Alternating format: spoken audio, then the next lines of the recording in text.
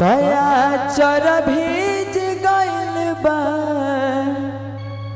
हर नैनवा के नीर से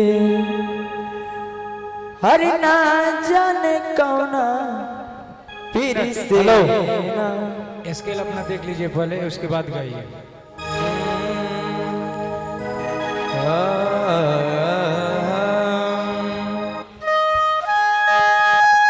अरे किया चर हो आचार, किया चार आचर हो आचार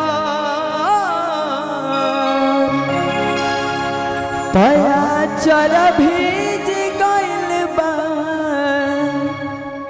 हर नैनवा के नीर से हर ना जाने कौना पीर से ना तया चर